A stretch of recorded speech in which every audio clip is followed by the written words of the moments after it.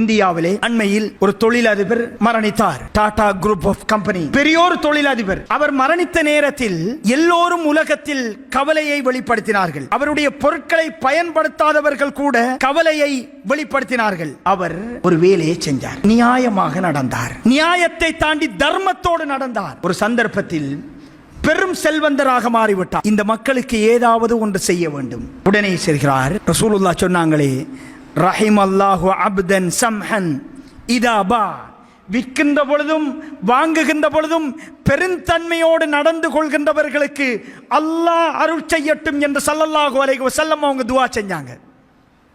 இவர் செஞ்சாரே, ஒரு கார், 1 லட்சத்துக்கு ஒரு கார்.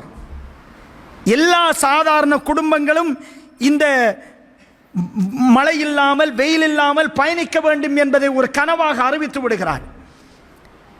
அவர் அறிவித்து அந்த முயற்சியில் ஈடுபடுகிறார், கஷ்டப்படுகிறார். ஆனால் முடியாமல் போகிறது. கிட்டத்தட்ட 4-5 வருடங்களுக்கு பிறகுதான் அவருடைய அறிவிப்பை சாத்தியப்படுத்த முடிகிறது. 4-5 வருடங்களில் இரும்பின் விலை, இதர பாகங்களின் விலை 3 மடங்காக அதிகரித்திருக்கிறது. 1 லட்சம் ரூபாய் என்று அறிவித்த காரை 3 லட்சத்துக்கு தான் கொடுக்கலாம் இந்திய மதிப்பில். அப்படி கொடுத்தா கூட அது நல்ல விலை தான். ஆனால் அந்த தொழிலதிபர் 1 லட்சம் ரூபாய்க்கு 1 லட்சம் கார்களை கொடுக்கிறார். ஊடகங்கள் கேட்கின்றன, இது எப்படி சாத்தியம்?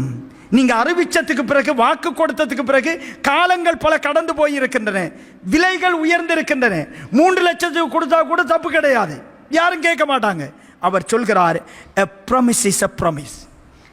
வாக்குறுதிகள் வாக்குறுதிகள் தான். நான் கொடுத்த வாக்குறுதி காப்பாற்றப்பட வேண்டும் என்று சொல்கிறார்.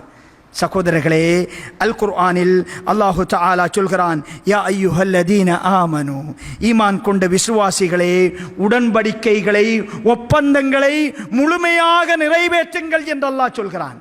எனவே சகோதரர்களே, எங்களை நம்பி வருகின்ற வாடிக்கையாளர்கள், எங்களுக்கு கீழ் பணி செய்கின்றவர்களுக்கு சேர வேண்டியதை கொடுப்பதில் பின்னிற்காதீர்கள். அதை இழப்பென்று கருதாதீர்கள். உங்கள் கபருக்கான சேமிப்பு என்று நினையுங்கள். உங்கள் சொர்க்கத்துக்கான பாதையை நீங்கள் செப்பனிடுகிறீர்கள் என்று நினையுங்கள்.